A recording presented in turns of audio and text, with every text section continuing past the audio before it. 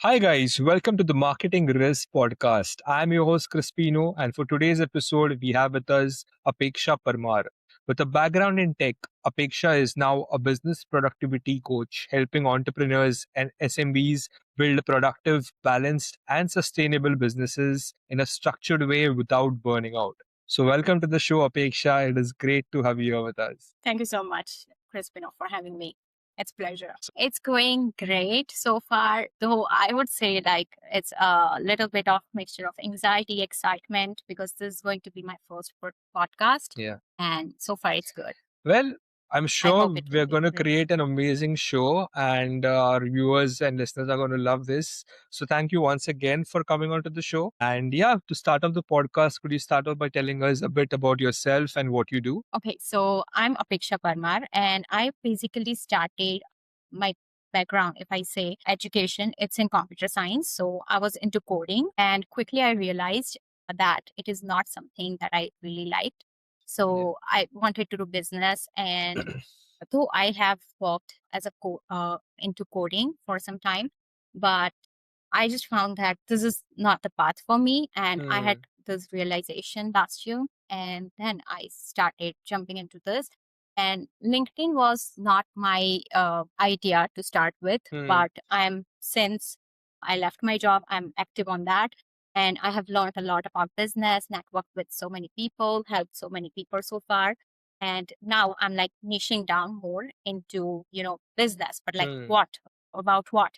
So it's about productivity and helping people who are just like me, who are into coaching and want to make impact in others' life, but they also want to take care of themselves. So this is like the whole idea, and this is what I do. Awesome. That's amazing. Yeah. And I checked out your LinkedIn. We've been in touch. Your posts are really amazing, really nice. They kind of strike Thank a you so chord when I much. read them as well. And I can relate to them. And also, you have a very engaged audience who really love you. So you're doing something really right. Yes, absolutely. So you work with coaches and entrepreneurs, right? So tell me to begin Yeah. with, what are the most common challenges that they come to you with? So when people come to me in the discovery calls or in the texts and messages, it is mostly that they know what they are doing, right? They know their stuff. They have the credibility and all the information and knowledge, but they are having problem to really focus on what is the right thing that they should focus on for that week or in their day. Yeah. It is mostly they know their stuff, but they are finding it hard to manage so many things. Because if you're a solopreneur, for example, you are responsible for marketing, for sales, Yeah. for operations, for delivery. So it becomes extremely hard if you're like not working 12 hours every single day. You're not going to do everything. And so here, what is needed is time management. So mostly people are not, they think that they are working entire day, but when you clearly see, they are mostly doing the busy work that is keeping them busy, but not something that is something that will get them revenue. Like they are not focusing on the revenue generating Correct. tasks. So Yes. like you have to know what you are doing, and you have to be very strategic about where you put your time in, because when you're working just you are your own self, you're a solopreneur, your time is your asset. But most people don't even know that they are being the bottleneck in their own businesses. Got it. So when somebody comes up to you with this kind of a problem, what is usually the solution? I would say that for every people, it just depends. Like, for example, if you take your example, you come to me and you are like good at sales. So what we will think about that, we will see that, are you getting leads? Like, are there enough people seeing your offers and all that? So it depends from week to week, and it depends from people to people, that what is the area that they are lacking. And for that specific week, our focus should be to do all these tasks that will contribute to that area, so that you're solving this. For example, if you're not having enough leads, so you should focus on posting more to get the inbound leads and all that stuff. Then if that is solved, and if you are not converting, then your focus should be just on sales. So you are, for that specific week, you are just focusing on the sales part, and you are just doing your script part or practicing and objection handling and all that. So it depends. But firstly, until you're not aware of what is lacking, You can't focus on that. And mostly people, they just start their day thinking that, what should I do? Like, what should I do? And what really happens in that is life happens to you and you Yeah. focus on the reactive work, that whatever is Mm. thrown at you, you are just solving that. So nothing is intentional. And Mm. without intention, do you think that you will be able to scale? No, because it's not planned. Like, you are just acting whenever life happens to you, what is happening. There are fires in your business and you're just solving that. So Yeah. you can't think long term unless you solve all these basic things, Got right? it.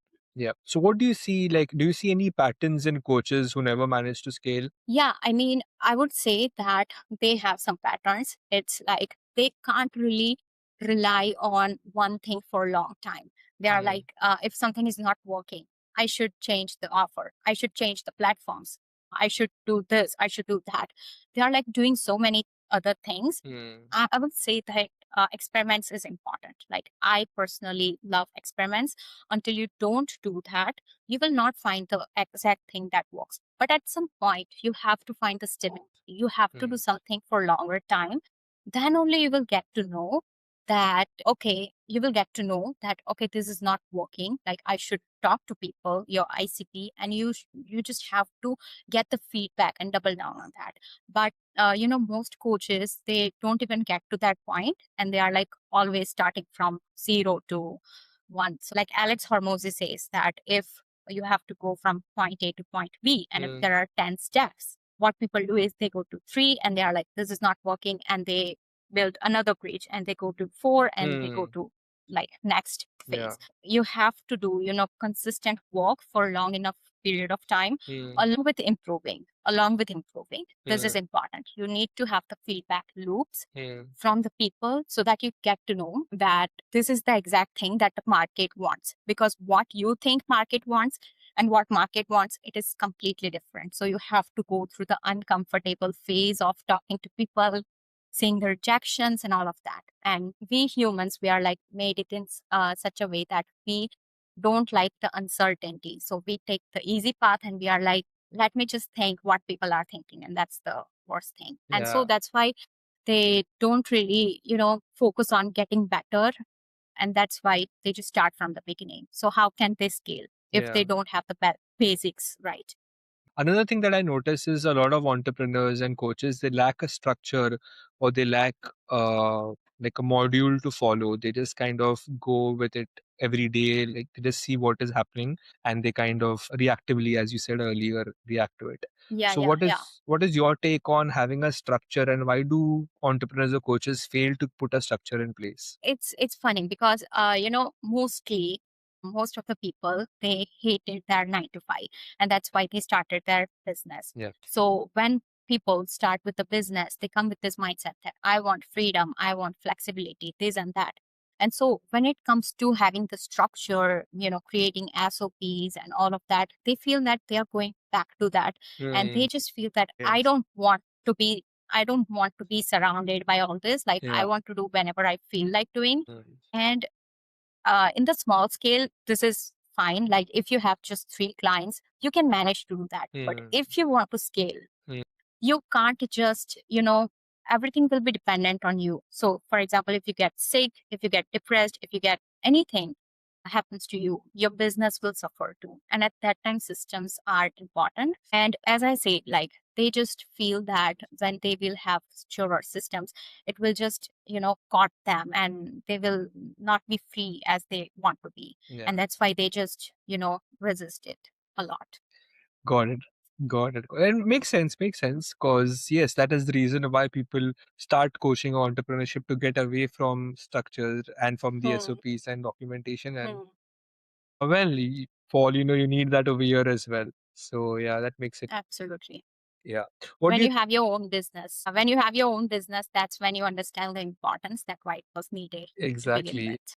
Yes. So, what do you think is the biggest mistake coaches make when trying to scale or grow their client base? I would say that they mostly rely on the inbound leads. Like, I have seen it a lot. I Mm. personally was one of them. When I started, like, I was constantly conversing with people, Mm. getting on these networking calls and all of that. Mm. And I constantly felt that, heard that for consistent client acquisition, what you want is you have to reach out to people. Like outreach is as much important, but mostly people, like even the coaches who I talk to, they rely on the inbound leads. And it is fine, but it is not something reliable. Like you will not have something very, fixed that you will get this much clients by end of the month every month. So I think content is something that will get you the attention, but the conversations is something that will get you the clients. And people are mostly focused on the content. For example, if they are doing marketing, they are just focusing on, how can I do better storytelling? How can I do the better, what do we say?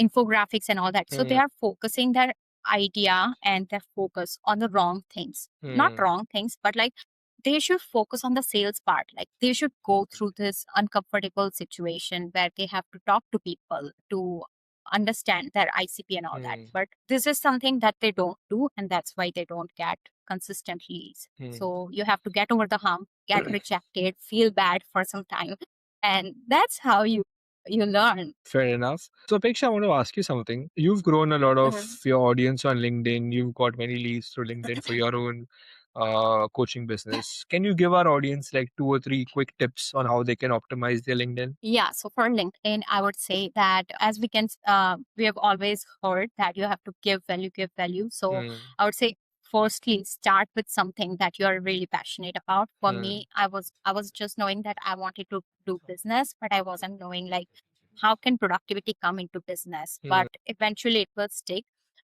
So just whatever I was learning, I was writing it in posts and I was sharing. So I would say whatever thoughts you are getting, when you are starting something new, you will get this very crazy thoughts, big crazy thoughts that you will do this, you will do that and all that. So just don't keep it in your head, share it with your people. There will be people who will resonate with you and who will join you in your journey. Like it's not necessary that they are going to be your ICP, but there will be people who will be supporting you, and you need people of all the kinds who are supporting you, who love you for what you do. And in that, your ICP can also be there. So just always, be your own self. And whatever you're learning, Alex says that whatever you're learning, whatever problems you are having, if you solve that, post about it. There will be many people who will be needing that. So that's one of the things.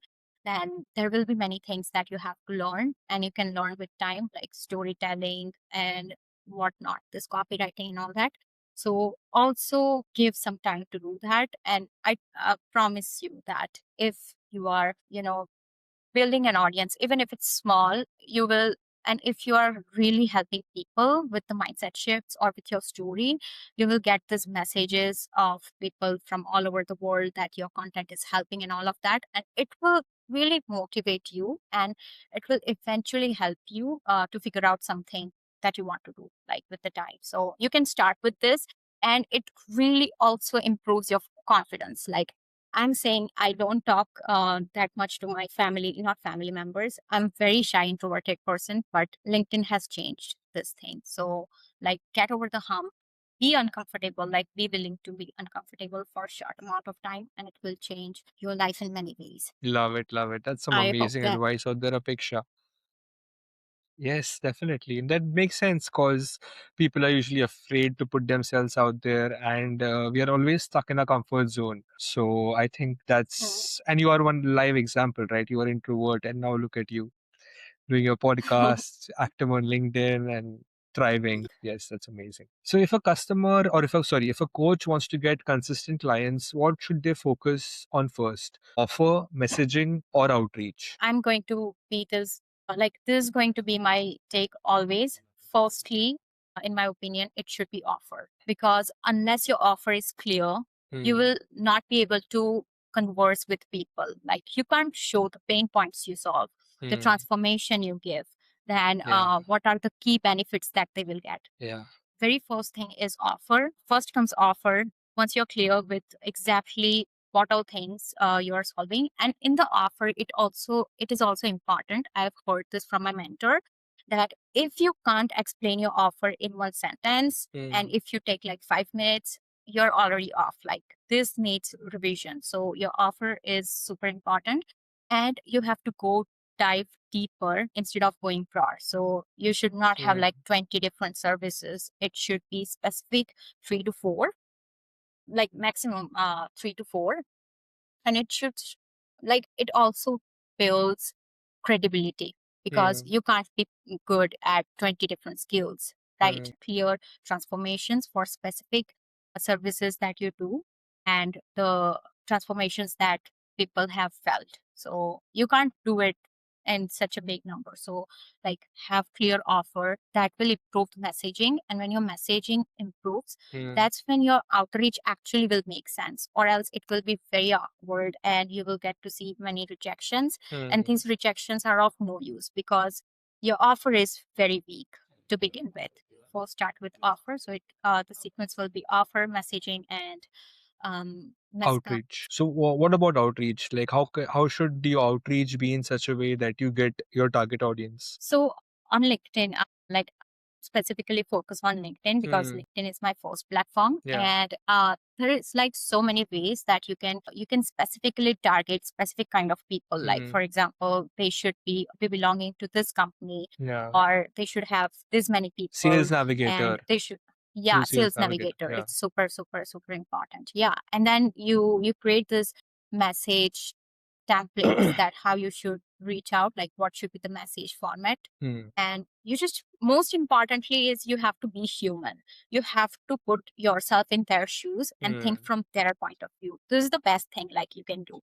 I wasn't knowing, but I was doing that unconsciously, and that's why I was connected to more people. Yeah. And people just think that what can I get, what can I get, but it's like what you can give, and eventually the right people will find you. So Fair enough. Fair enough. What if LinkedIn is working for you? Should you also try Twitter and other multiple platforms, or should you stick to one platform?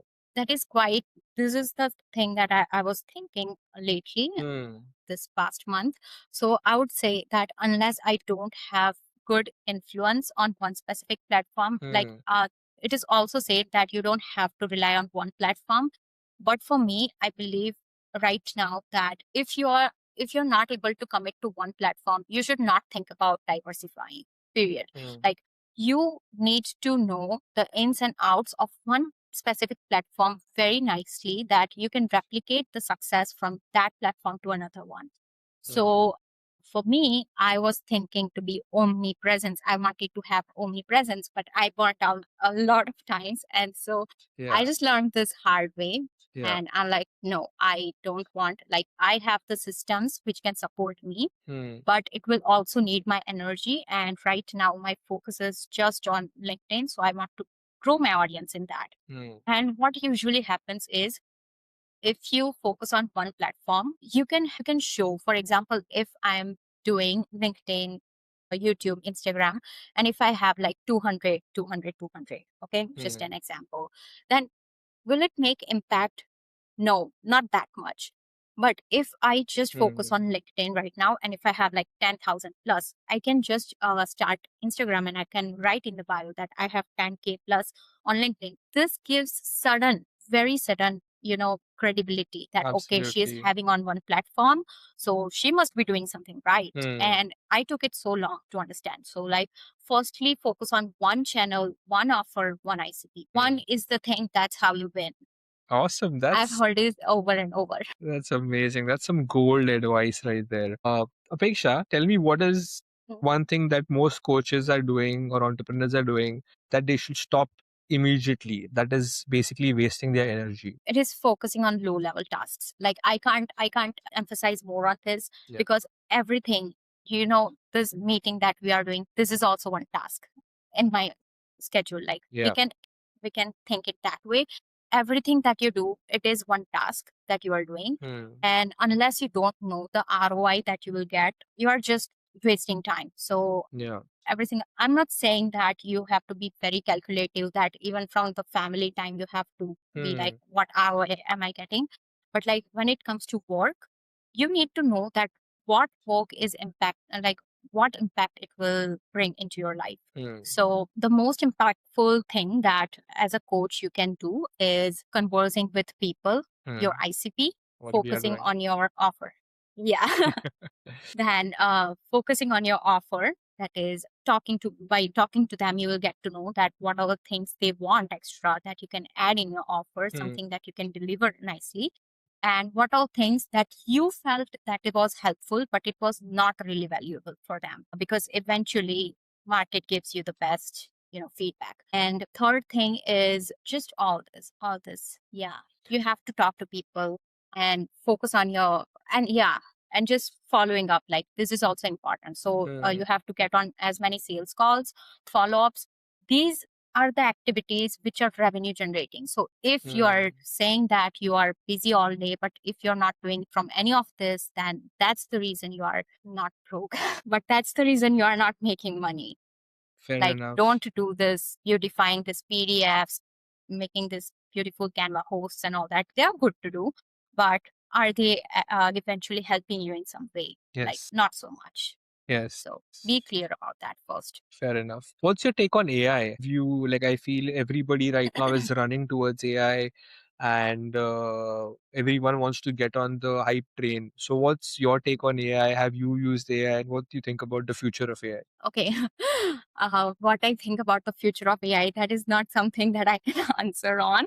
But yes, AI is super, super helpful. Like, Yeah. I use AI for so many things. Hmm. Primarily, it's ChatGPT. Notebook LM is the best. Like, it can create the presentation, then Oh, is it? business decks and all that. Yeah. It can also create the podcasts and stuff with the information that you give. So that is also helpful. Like, if you want to understand something in such a way that it is the conversation between two people, like the podcast, you can also do that. So I primarily use all this for my content creation. But Hmm. when it comes to planning and all that stuff, it really needs your own human brain, because it can't think from your side. Hmm. You have to use your brain. Basically, AI is good for repetitive tasks, for doing things in quick second, helps you to do something very quickly. But some of the things, they still need more time, and they need your brain. So AI is good. Use it for bettering what you already have. So like, Yeah. your brain is the foundation. On Hmm. top of that, you build something. Yeah. It's not that you have to start everything scratch from AI. Yeah. I know People are some. using ChatGPT like crazy. Yeah, and some people are using AI to kind of build a whole strategy. But I feel, Yeah. as you just said very correctly, it should be used to optimize or to better what you already have, not blindly Already just have. create a strategy and follow it. I think it's a good layer of refining. But yes, if you're trying to do Absolutely. everything from scratch using AI, or maybe like create a video, don't check it and just post it. There will be some glitch, there might be some misalignment. So Yeah. while it is good Yeah. and it can help you create better content, it does need a human intervention. Absolutely. And what else is the like, if you're just doing it for the sake of doing it, that's only when you will just get it out from AI and then you are like posting. So Yeah. this just shows that you are not interested that much, and that is the problem. So firstly, you need to fix that out of topic thing, but that is important. Like, Yes. whatever you put, whatever you want to do, put so much effort and 100% focus on that. So, what do you think? Which parts of the coaching business are easiest to systemize first? For systemizing the business, I think people really need the lead system, firstly, very Yeah. clear lead system, because you need to know that who all are the people you are talking to. That, for example, if I'm talking to you, your information will be completely different from the person who I'm talking to, who is 18-year-old. For Hmm. example, you are from Goa and this and that. It is specific to you. Hmm. So this will help you when you are prospecting and when you are Hmm. talking. You will have the personalization. And what usually happens is people keep everything in their mind. This is also called CRM. Hmm. So when you keep everything in your mind, do you think your mind is reliable to store hundreds of information of hundreds of people? No. Hmm. So for that, you need a clear system so that you have the names, you have the follow-up dates, you have the information about them, when you contacted, on what platform, and all of that stuff. So Hmm. that is the first thing. And I think after you get considerable, like 3 to 5 clients. After that, you can also systematize your onboarding. Like in the onboarding, what you actually do after someone comes. Like, do you give them the resources? Do you give them the permissions to certain platforms and all of that stuff? Then you do the signing work and all that. So it will already be, working behind the scenes, and you will not be involved every single time. And that is the major benefit, because you don't want to be a part of every single thing. You want something to do its work on its own. And that's what system does, right? Because if you have to think about something every single time, how much tired you will be, True. right? True. I've also seen a lot of coaches get burned out. So, what is your take on burnout, and how does a coach understand or realize they are heading towards a burnout? So, when it comes to burnout, it is not one certain thing that happens. It happens like it gives you the subtle signs in between. And it usually starts with when you start hating what you originally loved to do, right? And it is quite controversial sometimes that when your revenue is increasing, when your client base is increasing, your work also increases. And sometimes it's fine when you have systems. If you are not having systems and things in place, you will be relied, everything will be relied on you. So most of the times what really happens is when you have signed so many clients, even in your free time, you can't stop thinking about that one thing, that what should I do about this and so person. So when this happens, you just can't enjoy your free time. You just can't work completely in your work times. It messes with you. And then if this happens for a long period of time, that's when burnout happens, and you feel like, okay, I hate my business. I don't want anything. And the thing that you originally loved is something that you get bored and tired of. And then it becomes just like something that you have to do in order to survive and not actually enjoy. Fair enough. Yeah, definitely. I think these small tweaks could definitely help coaches kind of, be sustainable and Yeah. work better across a longer period of time.